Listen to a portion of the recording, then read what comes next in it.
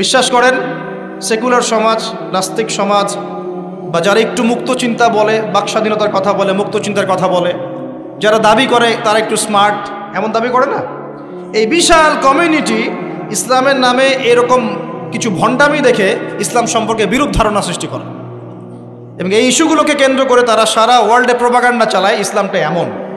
ইসলাম কি এমন? ইসলামকে আজকে হাসি ঠাট্টার পাত্র বানানো হয়েছে। এগুলো দেখে কোনো মানুষ ভালো থাকতে পারে?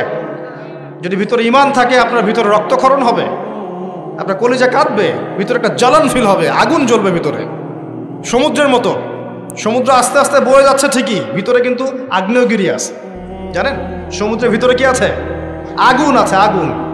কিয়ামতের দিন ফেটে পড়বে সমুদ্র, একদম কিয়ামতের দিন সমুদ্র ফেটে পড়বে এবং পানিতে আগুন লেগে যাবে। আমরা তো জানি যে পানিকে নেভায়, আগুনকে নেভায় পানি, তাই না?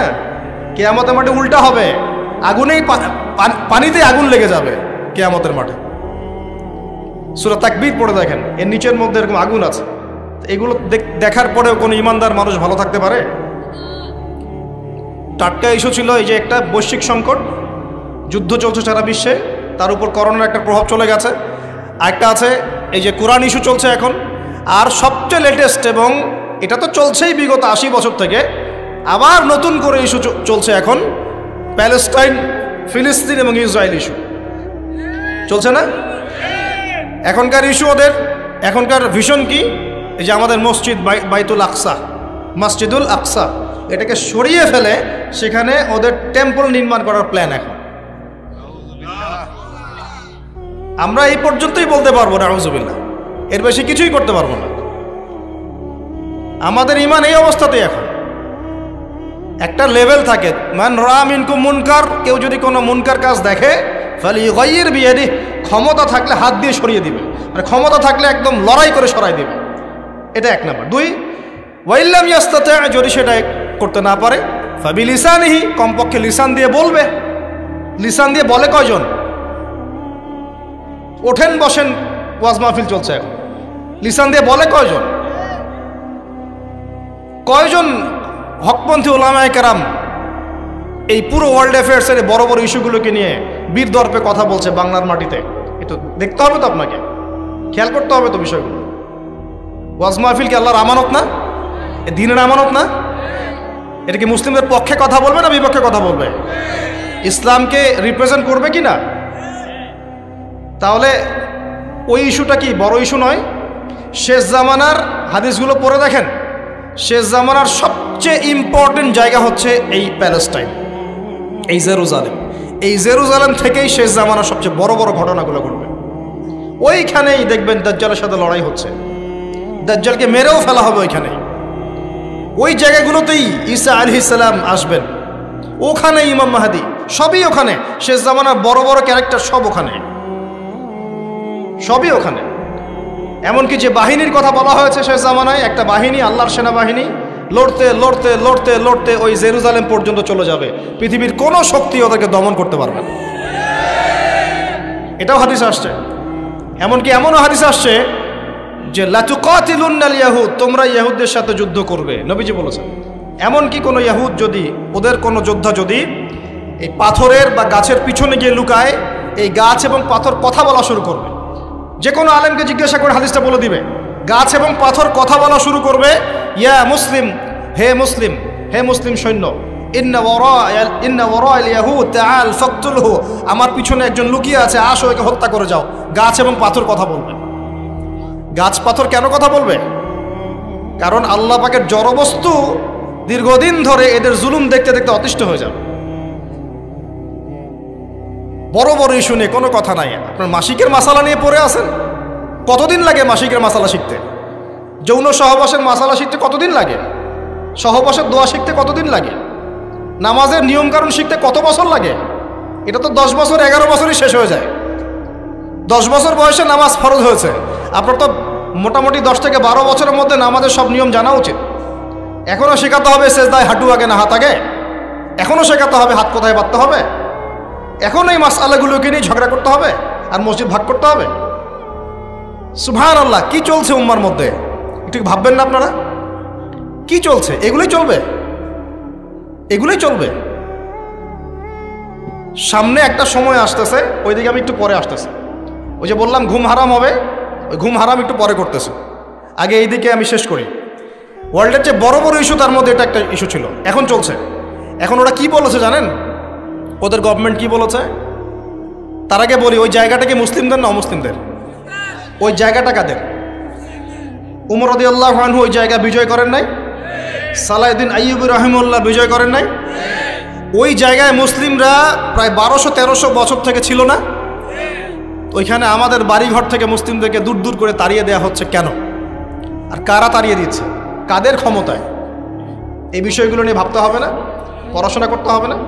প্রথম বিশ্বযুদ্ধের আগ পর্যন্ত ওই জায়গাটা আমাদেরই ছিল। প্রথম বিশ্বযুদ্ধ হয়েছে 1914 থেকে 18 সালের মধ্যে।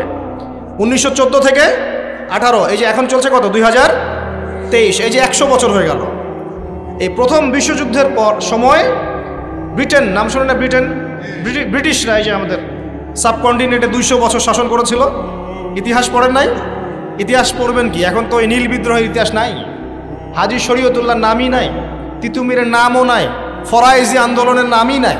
ইতিহাস পড়বে কি আমাদের বাচ্চারা? পড়তেছে বিবর্তনবাদ। কি পড়তেছে? আর ইতিহাস বইয়ে বিবর্তনবাদ কেন, সেটাও তো একটা প্রশ্ন। ইতিহাস কি এটা? বিবর্তনবাদ কোন ইতিহাস?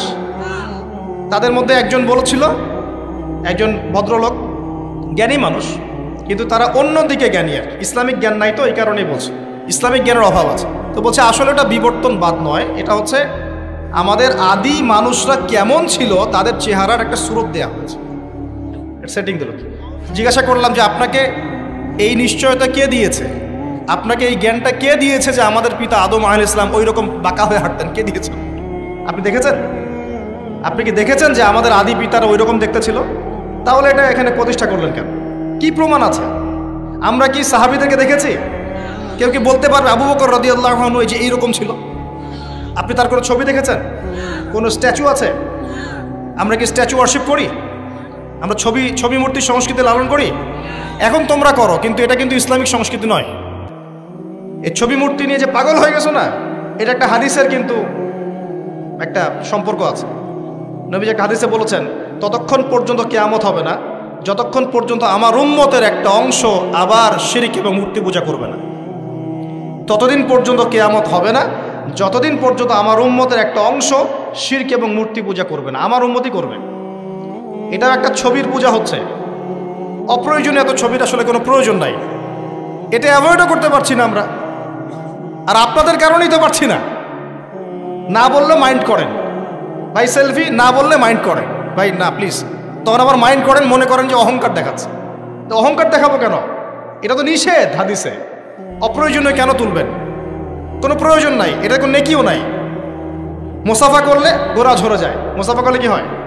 গোনা, দুজন মুমিন মুসাফা করছে, বিচ্ছেদ হওয়ার আগেই সব সগীরা গোনা ঝরে পড়ে গেছে। সেলফি উঠালে কি নেকি হবে? কি গোনা ঝরবে? এই সংস্কৃতি পরিবর্তন হয়ে যাচ্ছে তো। সেগুলো বললে অনেকে বুঝতে চায় না, মনে করে যে ভাই মনে হয় অহংকার দেখাচ্ছে। এটা অহংকারের কিচ্ছু না। ছবি মূর্তির সংস্কৃতি আমাদের নয়। আমাদের সংস্কৃতি দোয়া এবং মুসাফার সংস্কৃতি। সালাম, দোয়া, মুসাফা, এর মধ্যে কল্যাণ। আসসালামু আলাইকুম, আপনার উপর শান্তি বর্ষিত হোক। ভাই ওয়ালাইকুম আসসালাম, আপনাদের উপরেও শান্তি বর্ষিত হোক। মুসাফা করলেন, গোনা ঝরে গেল, বারাকাল্লাহু ফিক, আল্লাহ আপনাকে বরকত দান করুন, শেষ। তো যেখান থেকে আসলাম যে এটাও কিন্তু আমরা কি দেখেছি আমাদের পূর্বপুরুষদের এরকম ছবি ছিল? তাহলে এটা কনসেপ্ট কোত্থেকে আসলো যে আগে এমন, তারপর একটু এমন, তারপর একটু এমন, তারপরে এমন? কোত্থেকে আসলো এটা?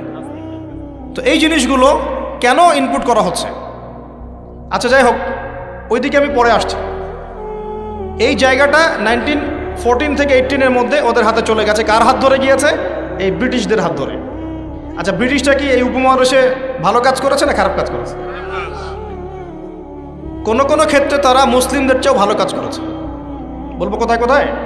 ব্রিটিশ আমলের একটা ব্রিজ দেখবেন, একটা ব্রিটিশ আমলের ব্রিজ আজকেও ভাঙে নাই, এখনো ভাঙে নাই, সুন্দর চলছে না? এরকম আছে না কনস্ট্রাকশন? আর আপনি ব্রিজ তৈরি করতেছেন, আমি করতেছি, আমরা কিছু কাজ করতেছি, 2 দিনে ভেঙে যাচ্ছে, এক বছরে ভেঙে যাচ্ছে, 10 বছরে ভেঙে যাচ্ছে। কারণ কি? কি কারণ? কারণ কি? তো এই ক্ষেত্রে ওদের অবকাঠামোগত কাজটা ভালো হয় নাই?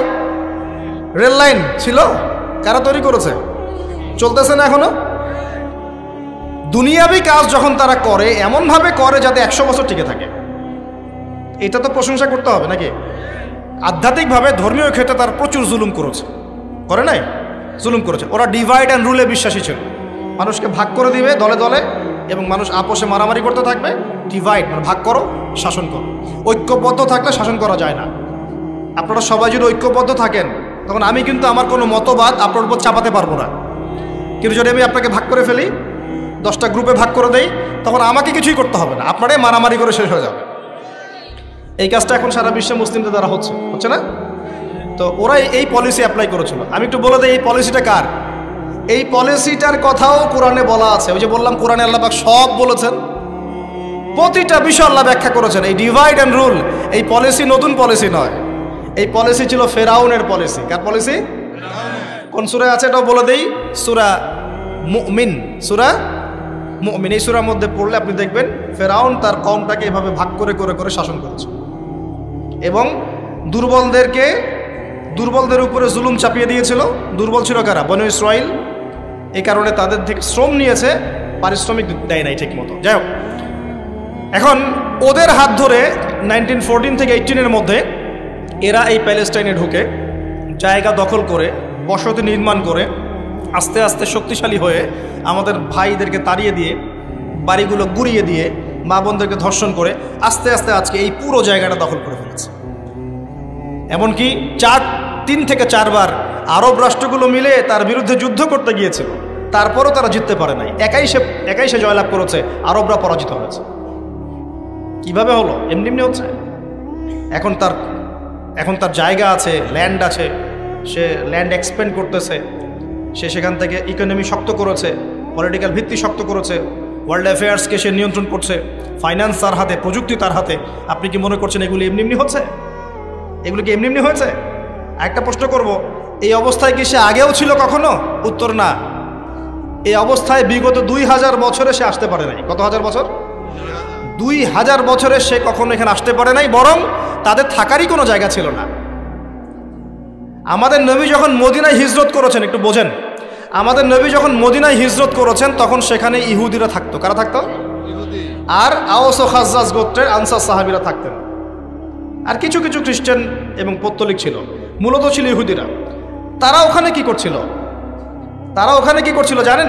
তারা ওখানে অপেক্ষা করছিল শেষ নবী মুহাম্মদ সাল্লাল্লাহু আলাইহি ওয়াসাল্লামের জন্যে।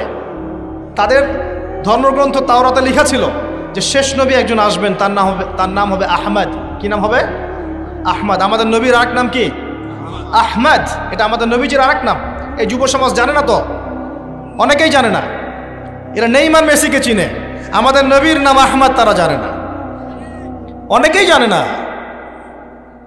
আমি চ্যালেঞ্জ করছি, আপনি জ্ঞান নিয়ে সুমারি করে দেখেন, যুব সমাজের অনেকেই বেসিক জিনিসই জানে না। আর এখন আরেকটা প্রজন্ম তৈরি করার চেষ্টা করা হচ্ছে যারা এতটুকুও জানবে না, ওইটুকুও জানবে না। এখন যা জানে তাও যেন না জানে। তো এটা তাদের ধর্মগ্রন্থে লেখা ছিল, এই কারণে তারা অপেক্ষা করছিল শেষ নবী আসলে তারা তার হাতে বায়াত করবে। কারণ তাদের ধর্মগ্রন্থে ছিল যে মুহাম্মদ সাল্লাল্লাহু আলাইহি ওয়াসাল্লাম যখন শেষ নবী হয়ে আসবেন তার অনুসারীরা বিশ্বটাকে শাসন করবে। করেছিল না? আবু বকর সিদ্দিক, ওমর রাদিয়াল্লাহু আনহু, উসমান, আলী, তাদের সময় রাদিয়াল্লাহু আনহু আজমাইন সারা বিশ্বকে আমরা শাসন করি নাই? খেজুর গাছের মসজিদের নিচে বসে, খেজুর গাছের নিচে ঘুমিয়ে উমর রাদিয়াল্লাহু আনহু এক ইশারায় রোম সাম্রাজ্য পারস্য দখল করেন নাই? ইতিহাস জানেন না আপনারা? এটা কিন্তু তাওরাতে লেখাই ছিল, তারা অপেক্ষা করছিল। তাহলে প্রশ্ন, তারা কেন তাকে স্বীকার করলো না? কেন নবী হিজরত করে যাওয়ার পরেও তারা নবীকে স্বীকার করলো না? উত্তর হচ্ছে একটা, নবী সাল্লাল্লাহু আলাইহি ওয়াসাল্লাম শেষ নবী হয়েছেন বনু ইসমাইলের বংশধর থেকে। বনু ইসমাইল মানে ইসমাইল আলাইহিস সালামের বংশধর থেকে মুহাম্মদ সাল্লাল্লাহু আলাইহি ওয়াসাল্লামের জন্ম হয়েছে। আর তারা হিংসা করেছে কেন? কারণ বনু ইসরাইলের মধ্যে কেন শেষ নবী আসে নাই, এই কারণে তারা স্বীকার করে নাই।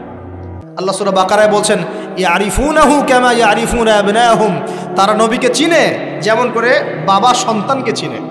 বলেন সুবহানাল্লাহ। এখন কথা শোনেন, ওখানে তিনটা গোত্র ছিল, ইহুদি গোত্র। কয়টা? তিনটা। একটার নাম বনু নজির। কি নাম? বনু নজির। এই বনু নজিরকে নবী সাল্লাল্লাহু আলাইহি ওয়াসাল্লাম যুদ্ধ করে তাড়িয়ে দিয়েছেন। এই যুদ্ধের কথা আছে সূরা হাশরের মধ্যে। কোন সূরায়?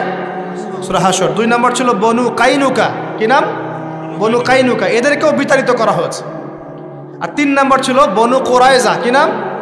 বনু কোরাইজা। এই বনু কোরাইজা চুক্তিবদ্ধ ছিল যে আমাদের সাথে থাকবে, আমাদের বিরুদ্ধে কাউকে হেল্প করবে না। কিন্তু খন্দকের যুদ্ধে ওরা মুশরিকদেরকে হেল্প করেছে, চুক্তি ভঙ্গ করেছে। এই কারণে নবী সাল্লাল্লাহু আলাইহি ওয়াসাল্লাম বনু কোরাইজা আক্রমণ করেছেন, তাদেরকে বিতাড়িত করে দিয়েছেন। আমাদের নবী কি বিনা অপরাধে তাদেরকে বের করে দিয়েছেন? এমন মানুষ তিনি ছিলেন? নাকি নিঃসন্দেহে তাদের কোনো না কোনো ফল্ট ছিল? কি ফল্ট ছিল? ফল্ট ছিল এই, তারা মুশরিকদের সাথে, অন্যদের সাথে মিলিত হয়ে ওই মদিনা রাষ্ট্রটাকে ধ্বংস করতে চাচ্ছিল, ঠিক যেমনটা তারা এখন প্যালেস্টাইনে করছে। তো এই কারণে তিনটা বড় বড় গোত্রকে নবী সাল্লাল্লাহু আলাইহি ওয়াসাল্লাম বের করে দিয়েছেন। আরও শোনেন, নবী সাল্লাল্লাহু আলাইহি ওয়াসাল্লাম যখন ইন্তেকাল করছেন, একদম ইন্তেকালের মুহূর্তে তার গায়ে জ্বর, প্রচণ্ড জ্বর, গায়ের তাপমাত্রা বেড়ে গেছে, তাকে গোসল দেয়া হচ্ছে এবং গোসল থেকে উঠে তিনি আবার বেহুশ হয়ে যাচ্ছেন, আবার পানি ঢালা হচ্ছে। এরকম একটা মুমূর্ষ অবস্থায় নবী সাল্লাল্লাহু আলাইহি ওয়াসাল্লাম বলছেন, তোমরা নামাজকে ছেড়ো না, নামাজকে ছেড়ো না।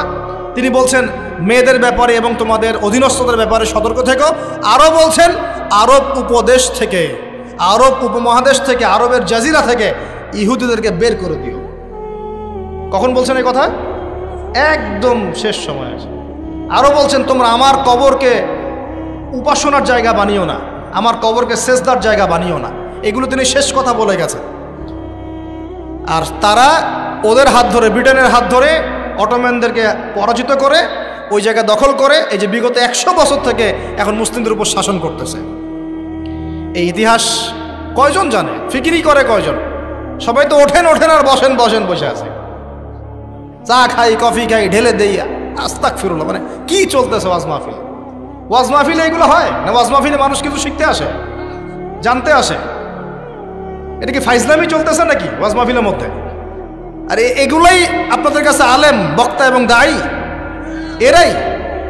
আপনারা সারা বাংলাদেশে বড় বড় আলেম খুঁজে পাচ্ছেন না? সুবহানাল্লাহ। মানে ধর্মের এতই অধঃপতন হলো যে এখান থেকে ওয়াজ দিতে হবে, এদের কাছ থেকে নসিহত শুনতে হবে। আর রাজনীতির এতই বেহাল দশা হলো যখন যাকে নিয়ে ট্রল করতেন সারা জীবন সে এমপি হবে, আর আপনি তার কাছে গিয়ে বলবেন ওয়াজ মাহফিলে পারমিশন দেন স্যার। আপনি গিয়ে তাকে বলবেন সাইন করেন স্যার। স্যার পিছনে গিয়ে স্যালুট মারবেন স্যার। বিশেষ ক্যাডার হবেন আপনি, এই লোকের পিছনে গিয়ে স্যালুট মারবেন স্যার। এই হলো দশা। আসলে এটাই সিস্টেম চলবে এভাবেই? কি চলতেছে এগুলা? যা ইচ্ছা তাই করতে পারবে সবাই।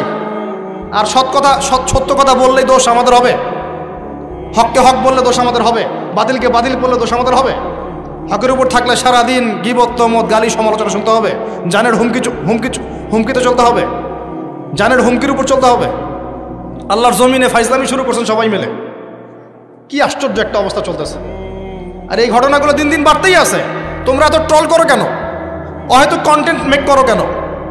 তোমার $10 জন্য তোমার এইভাবে ইসলামকে বিকৃত করার কি দরকার আছে? ইউটিউবিং, ফেসবুকিং করার আগে শিখতে হবে, জানতে হবে কি প্রচার করা যাবে আর কি প্রচার করা যাবে না, কি প্রচার করতে পারবো, এটা প্রচার করলে কি হতে পারে। একজন আলেম আরেকজন আলেমকে না হয় একটু সমালোচনা করেছেন, তুমি তো জানো না এটা প্রচার করলে কি ইফেক্ট পড়বে, উভয়ের মাঝখানে সম্পর্ক খারাপ হয়ে যাবে। একটা ঘটনা ঘটেছে, এত লাফাচ্ছ কেন তুমি? তোমাদের লাফালাফির কারণে সারা দেশে এটা নিয়ে একটা ইস্যু তৈরি হয়ে গেল। মানুষ মূল ইস্যুটাকে ভুলে গেল। এই যে মূল ইস্যু ছিল ইসরায়েল ইস্যু, প্যালেস্টাইন ইস্যু। শেষ কি কথা বলেছে এটা শোনেন। ওরা শেষে বলেছে, এখন গতকালকে নিউজ দেখলাম, তারা বলছে এখন প্যালেস্টাইনিদেরকে দেখলেই গুলি করে মেরে ফেলাবে। কি বুঝতে পারলেন না? এখন এত হাই লেভেলে চলে গেছে ওদের এগ্রেশনটা যে দেখলেই গুলি মারে দিবে। দেখলেই গুলি মারতে হয় কখন? এটা কি যুদ্ধক্ষেত্র? এটা কি ব্যাটল হচ্ছে? দেখলেই গুলি মারতে হবে শত্রুকে? ও কি শত্রু? যে তার বাড়ি ফিরে যাচ্ছে, যে বলছে যে মসজিদে আকসা আমি নামাজ পড়তে চাই, ওখানে নামাজ পড়ার অধিকার নাই আমার? ওখানে নামাজ পড়ার অধিকার মুসলিমদের নাই? ওটা আমাদের পবিত্র জায়গা না? তো নামাজ পড়তে গেলে তুমি গুলি করে মারি দিবা? আর এইসব বিগার ইস্যুসগুলো বাদ দিয়ে আমরা এগুলো নিয়ে পড়ে থাকবো? কমপক্ষে মুখ দিয়ে তো প্রতিবাদ করতে পারবো, যাতে কারণ আল্লাহর কাছে আমরা বলতে পারি আল্লাহ মুখ দিয়ে বলেছে। কমপক্ষে হাত দিয়ে পারি নাই, মুখ দিয়ে বলেছে। আর মুখ দিয়ে না পারলে কি করতে হয়? সবই কলবিহি, অন্তর থেকে কি ঘৃণা করতে হয়। তো অন্তর থেকে ঘৃণা করবেন কখন? যখন জানবেন তখন। তো জানাবে কে আপনাকে? যে আপনার সামনে বসে আছে, এ তো আপনাকে দিন শেখাচ্ছে না, আপনাকে সার্কাস শেখাচ্ছে। তো প্রিয় ভাইয়েরা, সচেতন হন, এই দুনিয়ার জীবনটাকে নিয়ে হেলায় খেলায় নষ্ট করে দিয়েন না। জ্ঞান অর্জন করেন, পরিস্থিতি বোঝেন, আমল বাড়িয়ে দেন, হালাল খান।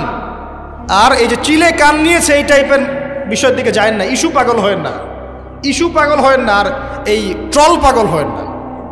কনস্ট্রাকটিভ কিছু চিন্তা করেন, কিছু কাজ করেন, সৎ কাজে আদেশ করেন, অসৎ কাজে নিষেধ করেন। নিজেদের দেশের মধ্যে বিশৃঙ্খলা সৃষ্টি করেন না, সবার প্রতি কল্যাণকামী হন। মানুষের কল্যাণকামী হয়ে সবাইকে গঠনমূলকভাবে সত্যটাকে তুলে ধরেন। যার ইচ্ছা হবে সে সত্য স্বীকার করবে ইনশাল্লাহ, যার ইচ্ছা হবে সে করবে না। অ্যাটলিস্ট আপনি আপনার দায়িত্বটুকু পালন করেন। উম্মাহ মাঝখানে বিভক্তি বাড়িয়ে দিয়েন না, ঐক্যবদ্ধ করার চেষ্টা করেন। না পারেন তাও চুপ থাকেন। ঐক্যবদ্ধ করতে পারছি না, কেউ কথা শুনছে না, চুপ থাকেন। আগুন উস্কে দেওয়ার কি দরকার আছে? দরকার আছে?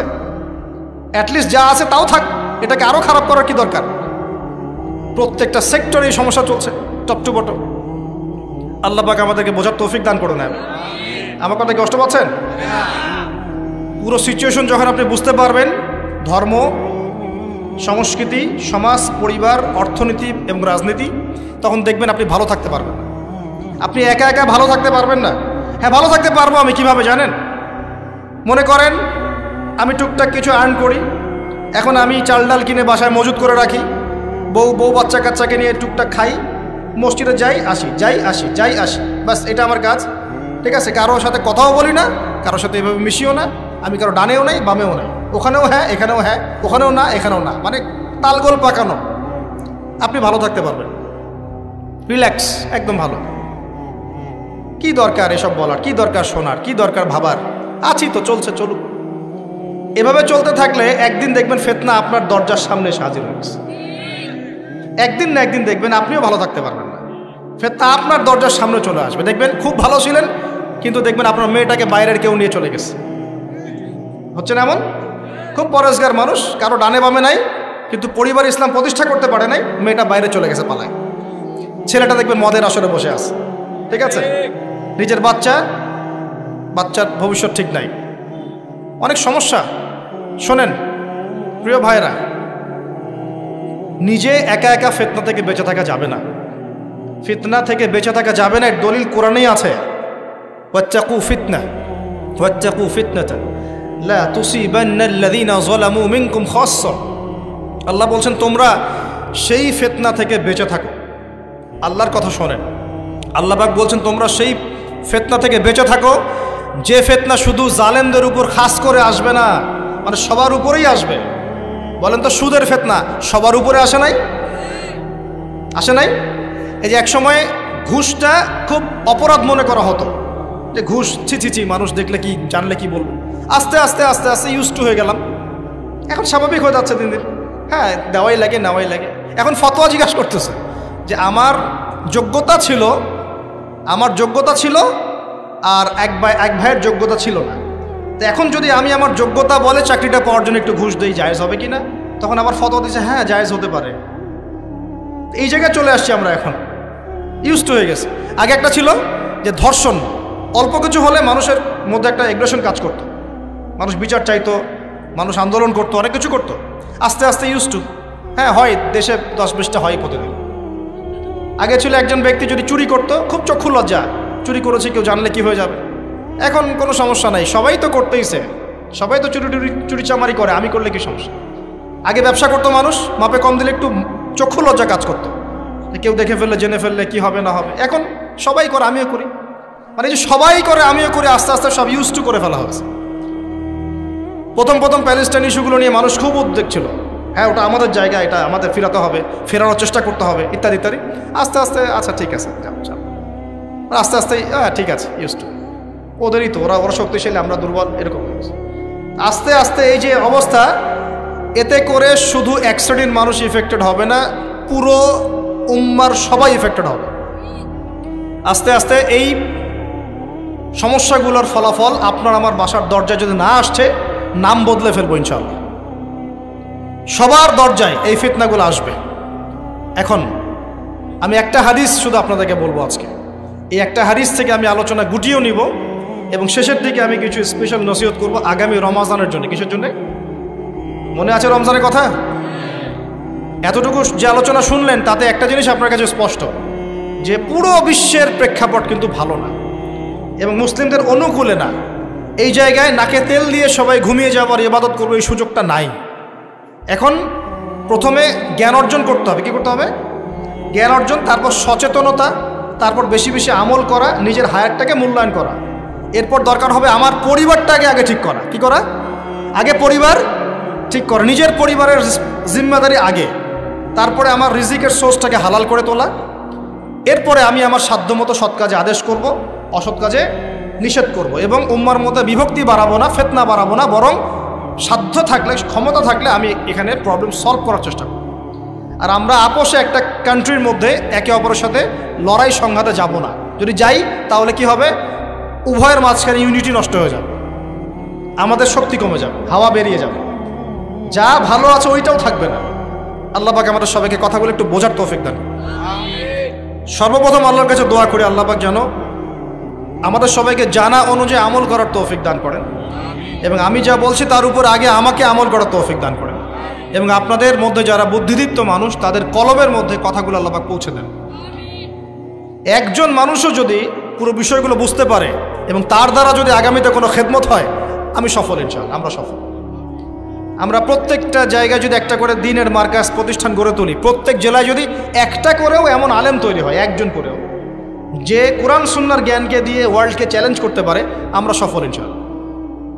এটাই যথেষ্ট। একজন।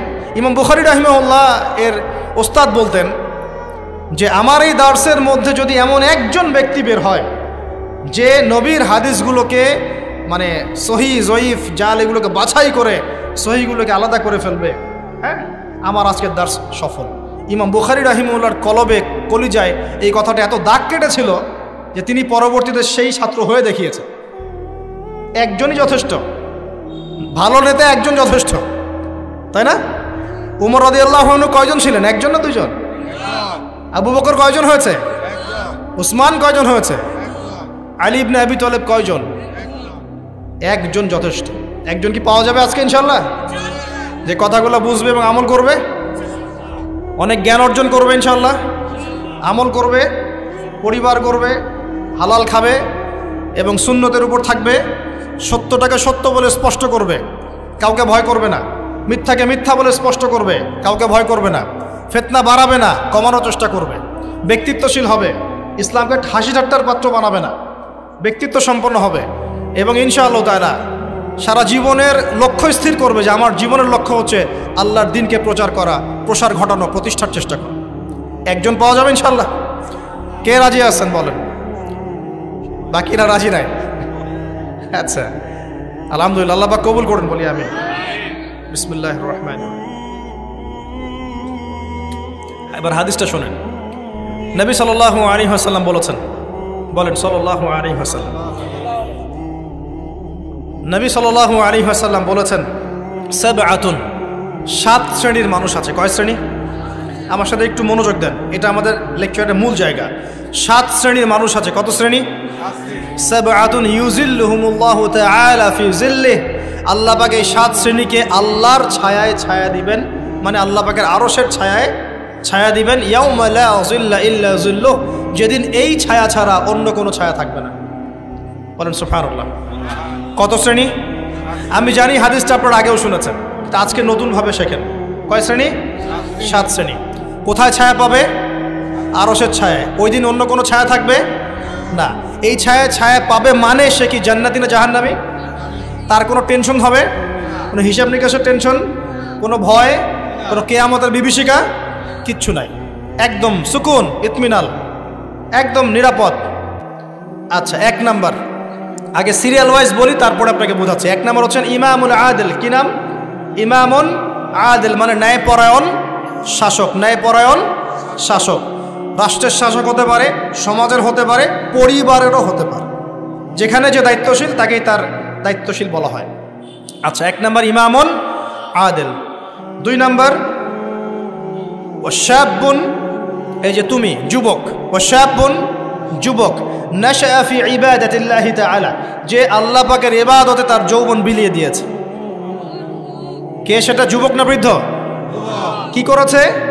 আল্লাহর ইবাদতে জীবন যৌবনটাকে বিলিয়ে দিয়েছে। বিলিয়ে দেওয়ার মানে কি? বিলিয়ে দেওয়া মানে কি পার্ট টাইম মুসলিম হওয়া না ফুল টাইম মুসলিম হওয়া? ফুল টাইম মুসলিম। আচ্ছা, সে কি কোরআন হাদিসের অংশ মানবে না পুরোটা মানবে? আলহামদুলিল্লাহ। 3 নম্বর রজুলুন, এমন ব্যক্তি, কলবুহু, যার কলব, কলব মানে কি? অন্তর, মুআল্লাকুন ফিল মসজিদ, মসজিদের সাথে অন্তর কি থাকে? ঝুলে থাকে। এটা কি সত্যি সত্যি কলিজা ঝুলে থাকে না টান? কি বোঝানো হচ্ছে?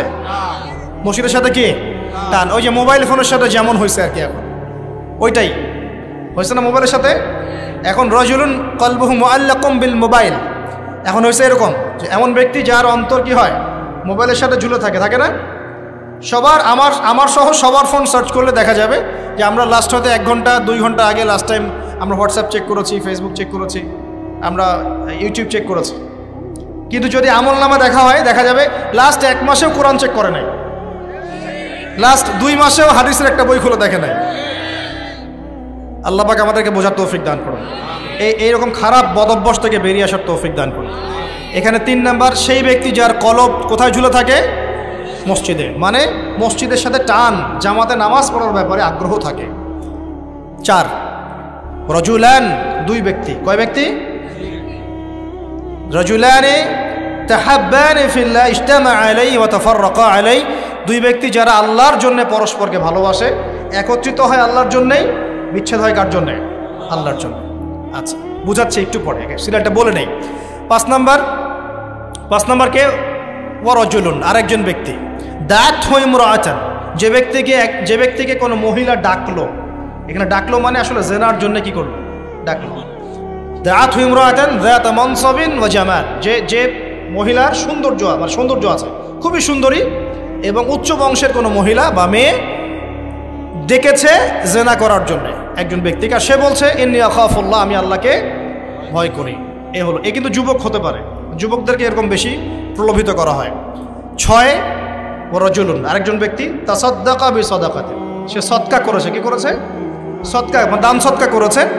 হাত্তা লা তা'লামা শিমালুহু মা তুনফিকু ইয়ামিনু, এমনকি তার বাম হাত জানে না ডান হাত কি দান করেছে। ঠিক আছে, এত গোপনে সে দান করে যে তার বাম হাত জানে না ডান হাত কি দান করেছে। আর 7 নাম্বার রজুলুন যাকারাল্লাহ খালিয়ান, যে ব্যক্তি আল্লাহকে ডাকে, খালিয়ান মানে গোপনে, নীরবে, নিভৃতে, একাকী আল্লাহকে ডাকে। ফাদাত আইনাহু, তার চোখ দিয়ে টপ টপ করে পানি পড়তে থাকে। কয় শ্রেণী? 7 শ্রেণী। এবার বোঝেন, এটা বোঝার আগে একটু আকাশের দিকে তাকাবেন আজকে বাসায় গিয়ে, বা যেদিন আকাশে ভরপুর তারা উঠবে সেদিন দেখবেন। আকাশে তারা দেখেছেন কখনো? এখন তো সময় নাই এগুলার, মানুষ ব্যস্ত, আকাশে তারা দেখার সময় নেই। আল্লাহ পাক সূরা মুলক পড়তে বলেছেন রাত্রেবেলা, তাই না? সূরা মুলক পড়তে বলেছেন কখন? রাতের বেলা, পড়লে কবরের আযাব থেকে বেঁচে থাকবে ইনশাআল্লাহ। আর ওই সূরাতেই দেখবেন প্রথম পৃষ্ঠাতেই আছে এই মহাকাশ তারকার কথা। আল্লাহ বলছেন তারা দেখো, তারা দেখো, তারার দিকে তাকাও, আল্লাহর সৃষ্টির দিকে তাকাও, দেখো যে তোমাদের এই আল্লাহর সৃষ্টির মধ্যে তোমরা কোনো খুঁত বের করতে পারো কিনা, দেখো, তাকাই দেখো, বারবার দৃষ্টি ফিরাও, তোমার দৃষ্টি ব্যর্থ হয়ে ফিরে আসবে। সুবহানাল্লাহ। রাতে সূরা মুলক পড়তে বলেছেন, আর তারা কখন ওঠে? আর সেই তারার কথা এই সূরাতেই আছে। মেলাতে পারছেন? সুবহানাল্লাহ। চিন্তা করেছেন? এখন এখান থেকে হাদিসে আসতেছে, আকাশের তারাগুলো দেখবেন, দেখে মনে হবে যে হয়তো বিক্ষিপ্ত হয়ে আছে, আসলে বিক্ষিপ্ত না। প্রত্যেকটা তারার সাথে প্রত্যেকটা তারার একটা গাণিতিক মিল আছে, একটা জ্যামিতিক মিল আছে। তোমরা কি জ্যামিতি পড়ছো না? ত্রিকোণমিতি, পরিমিতি এগুলো পড়ছো না? দেখবা তারা থেকে তারা তুমি চমৎকার কিছু শেপ এবং ম্যাথামেটিক্যাল ফাংশন বের করতে পারো। দূরত্ব, ডিস্টেন্স, এক তারা থেকে এক তারার ডিস্টেন্স, ওই থেকে আরেকটা ডিস্টেন্স, আরেকটা থেকে আরেকটা ডিস্টেন্স, সেম পাবা, সমান পাবা, চোখ দিয়ে দেখতে পারবা। তুমি ছোট পরিসরও দেখতে পারবা যে তারাগুলোর মধ্যে একটা গাণিতিক মিল আছে। আর চোখটাকে যদি বড় করো, আকাশটাকে আরো বড় করো, দেখবা বড় পরিসরেও দেখতে পারবা। ঠিক যেমন কোরআনের সূরাগুলো এবং হাদিসগুলোকে যদি, এবং কোরআনের সূরাগুলোকে, আয়াতগুলোকে যদি এভাবে তারার মতো করে মেলানো যায় একটার সাথে আরেকটা, হেদায়েত খুঁজে পাওয়া যায়। কি পাওয়া যায়? ঠিক একইভাবে হাদিসগুলোকে যদি একটার সাথে একটা মেলানো হয় তখন একটা সুন্দর হেদায়েত বের হয়ে আসে। একটা এক্সাম্পল দিলে বুঝতে পারবো। ইসলাম, আল্লাহ পাক বলছেন সূরা মাইদার 3 নম্বর আয়াতে ইসলামকে পরিপূর্ণ করেছি। কি করেছি? ইসলামকে পরিপূর্ণ করেছি। আবার আল্লাহ পাক বলছেন সূরা আলে ইমরানে গিয়ে, এই পরিপূর্ণ দিন বাদ দিয়ে কি তোমরা অন্য কোনো দিন তালাশ করছো? আবার আল্লাহ পাক সূরা আলে ইমরানের শুরুর দিকে নিয়ে গিয়ে বলছেন এই পরিপূর্ণ দিনই আল্লাহর কাছে একমাত্র দিন। মানে একটার সাথে একটা মেলাবেন, আপনি ডটগুলো মেলালেই আপনি একটা রেজাল্ট পাবেন আর কি, যে কোনো মাসালায়, যে কোনো মাসালা, যে কোনো বিষয়। এখন আসেন এই হাদিসটার দিকে ফোকাস করেন। এখানে যে সিরিয়ালটা বলা হয়েছে, যে সিরিয়ালটা বলা হয়েছে 7টা সিরিয়াল, এই 7টা সিরিয়ালের মধ্যে তারার মতো করে আপনাকে একটা মিল সেতু বন্ধন বের করতে হবে। প্রথমে কার কথা বলা হয়েছে? ন্যায়পরায়ণ শাসক। এই ন্যায়পরায়ণ শাসকটাকে আপনি প্রথমে না বুঝে পরে বোঝেন। 2 নম্বরে কার কথা বলা হয়েছে? সেই ব্যক্তি যে তার যৌবন আল্লাহর পথে দিয়েছে, এটাকে আপনি পরে বোঝেন। প্রথমে তুলে নিয়ে আসবেন 3 নম্বরটাকে। কয়টাকে? প্রথমে তুলে নিয়ে আসবেন কোন নাম্বারটা? 3 নাম্বার। প্রথমে হচ্ছে রাজুলুন কলবুহু মুআল্লাকুম বিল মসজিদ, এমন ব্যক্তি যার হৃদয় মসজিদের সাথে ঝুলন্ত থাকে। মানুষের নামাজ ফরজ হয় কত বছর বয়সে? হ্যাঁ, 10 বছর। আচ্ছা, 7 বছর বয়সে তোমরা ছেলেদেরকে নামাজের প্রশিক্ষণ দাও, আর 10 বছর হয়ে গেলে নামাজ না পড়লে পিটাও। তাহলে 10 বছর থেকে নামাজ মোটামুটি ফরজ, ঠিক আছে? তাহলে মানুষ কি আগে শাসক হয় না আগে মুসল্লি হয়? আগে কি হয়? মানুষ আগে মুসল্লি হবে না আগে শাসক? আচ্ছা, তার মানে প্রথমে আমাদেরকে হেদায়েত দিতে হবে, আমাদের সবাইকে 5 ওয়াক্ত নামাজ আগে ঠিক করে পড়তে হবে। ঠিক আছে কথা?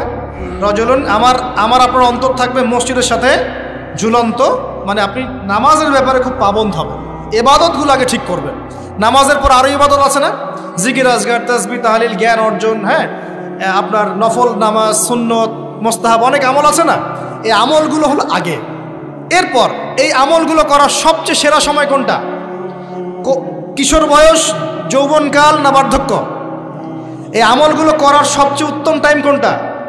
কখন সবচেয়ে বেশি শক্তি থাকে, সামর্থ্য থাকে, এনথুজিয়াজম থাকে? কখন, কোন সময়? এবার আপনি 2 নাম্বারটা নেবেন, ওই ব্যক্তি যে তার যৌবন আল্লাহর পথে বিলিয়ে দিয়েছে। বুঝতে পারছেন? এবার ধরতে পারছেন? এখন ইবাদত করার সবচেয়ে সেরা মৌসুম কোনটা? যৌবনকাল। এই যৌবনকালটাকে আল্লাহর পথে বিলিয়ে দেওয়া মানে পুরো যৌবনকাল জুড়ে আপনাকে আল্লাহর জন্য ইবাদতগুলো করতে হবে। পারা যাবে ইনশাল্লাহ? এটা হলো আল্লাহর জন্য যৌবন উৎসর্গ করার ব্যাখ্যা। এবার আসেন, যৌবনকালের সবচেয়ে বড় ফিতনা কোনটা? চরিত্র ঠিক রাখা। কোনটা? কথা বুঝতে পারছেন না? এই তো সবাই যুবক, যৌবনকালে সবচেয়ে বেশি সমস্যা হয় কিসে? চোখে। কিসে? চোখে, লজ্জাস্থানে, চোখে, চরিত্রে। এটা স্বাভাবিক। আমরাও যুবক, যৌবনকালে সবচেয়ে বেশি প্রবলেম হয় কিসে? মেয়েদেরকে নিয়ে, চোখের সমস্যা, মনের সমস্যা, চরিত্র হেফাজতের সমস্যা। এই কারণে আপনি এখন এই 7টার মধ্যে এটাকে নেবেন। সেই ব্যক্তি আরো সে ছায়া ছায়া পাবে যাকে কোনো মেয়ে ডেকেছে জেনার জন্য, সে বলেছে আমি আল্লাহকে কি করি? ভয় করি। তার মানে আগে ইবাদত ঠিক করবেন, তারপরে যৌবনকাল আল্লাহর পথে ইবাদত করে কাটাবেন, আর এই যৌবনে সবচেয়ে বেশি কেয়ারফুল থাকবেন চরিত্র হেফাজতের ব্যাপার। হাদিস বুঝতে পারছেন? আচ্ছা, এবার আসেন, এখন এই চরিত্র হেফাজত করার সবচেয়ে সেরা পদ্ধতি কি? বিবাহ শাদী না? চরিত্র হেফাজত করার সবচেয়ে সেরা পদ্ধতি কি? কারণ মানুষের যৌন চাহিদা আছে, ভালোবাসার প্রয়োজন আছে, আর স্ত্রীর দরকার আছে। যুগিনারি নাস হুব্বুশ শাহওয়াতি মিনান নিসা, মানুষের মধ্যে সবচেয়ে বেশি আকর্ষণ দেওয়া হয়েছে কার প্রতি? নারীর প্রতি। অতএব একজন পুত পবিত্র নেককার মেয়ে আমি চাই, চাই কিনা? আমরা সবাই চাই। এখন এ কারণে এই হাদিসের মধ্যে এটা নেবেন, ওই 2জন মানুষ, কোন 2জন? 2জন ছেলে ছেলেও হতে পারে, 2 মেয়েও হতে পারে, আবার ছেলে মেয়েও হতে পারে, যারা একে অপরকে ভালোবাসে। কার জন্যে? মানে পবিত্র ভালোবাসা, অপবিত্র জেনা নয়, পবিত্র ভালোবাসা, এবং ওই মিলিত হয় আল্লাহর জন্যে। বিচ্ছেদ ঘটে কার জন্যে? আল্লাহর জন্যে। আপনি স্ত্রীকে বাসায় গিয়ে তার সাথে মহব্বত করছেন, আল্লাহর জন্য মিলিত হচ্ছেন, তাই না? আবার যখন আপনি দিনের জন্য বা দিনের কোনো কাজে বা ভালো কোনো কাজে রিজিকের সন্ধানে বের হয়ে যাচ্ছেন, আল্লাহর জন্য ছেড়ে চলে আসছেন, তাই না? তো এই যে দেখেন, চরিত্র হেফাজত করার কথা যেমন এখানে আছে হাদিসে, আবার এটাও আছে চরিত্র কিভাবে হেফাজত করবেন? পবিত্র ভালোবাসার মধ্য দিয়ে। আল্লাহ পাক তৌফিক দান। তো পবিত্র ভালোবাসা কোথায় পাবেন? বিবাহ শাদী করবেন।